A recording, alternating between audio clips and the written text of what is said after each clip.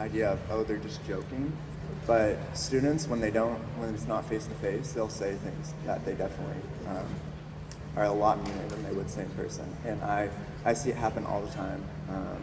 Now there's this new thing like fake Instagrams that people have, and they just, it's pretty mean actually. And it's unfortunate that that's what some students are using social media for, but just having that open dialogue, I think, is what's really important. All right, thank you so much. Go ahead. So I'd like to make all the educators, parents, etc. in the room aware of, you may already know of them, but there are a lot of new social media sites like Burnbook, Yik Yak, which allows students or users to be anonymous. And I go to Poway Unified School District, and this was honestly like an epidemic across the district. So there were these basically databases within the application that would be devoted to a school, and basically everything was anonymous. You could post whatever you want about whoever you want, and that led to bullying online, that led to hate crimes. The police had to get involved, and it was awful basically.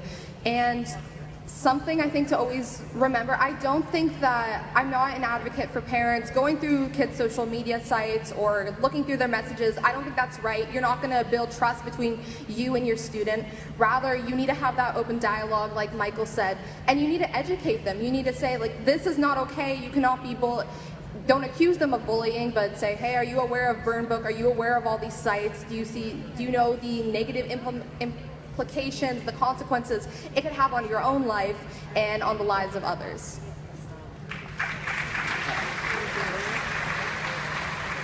I don't even know what some of those social media sites are. Good. And to think when we were growing up, all you had to worry about was MySpace. The times we live in. I don't even think we worried about MySpace. I think MySpace was more their time.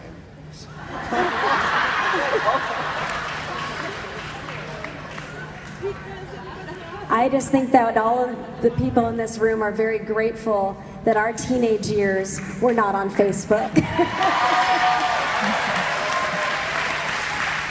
Boy, would we have a lot to explain there. Okay, so how do we get middle and high school students to be more involved in PTA and the barriers? I think one thing that students don't understand is that PTA isn't just about fundraising. And like, when I tell my friends that I'm in PTA, they're like, isn't that just for parents?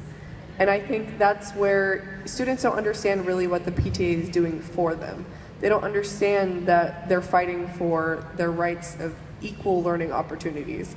And I think that's where, you know, just educating students more on what we do would be a great start to get people involved.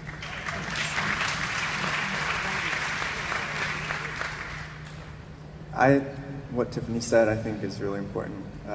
People have this perception that it's just only for parents, and they don't really understand what it can offer the students until a lot later. I didn't really know until high school.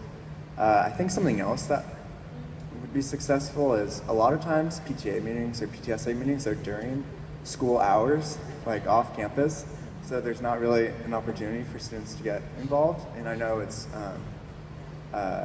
like that because of, I don't know, planning or having available space, but I think just ensuring that students, if they want to be involved, can be involved, and being mindful of that.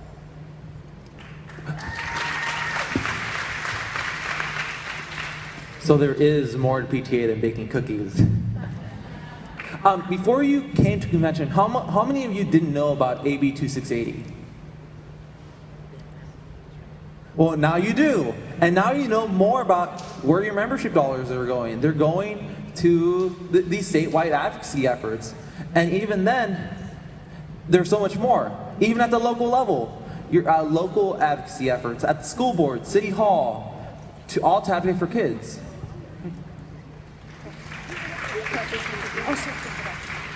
One thing I really, really want to hammer home, if you take home one thing that I say, is to get students involved, because we do care and we do want to get involved.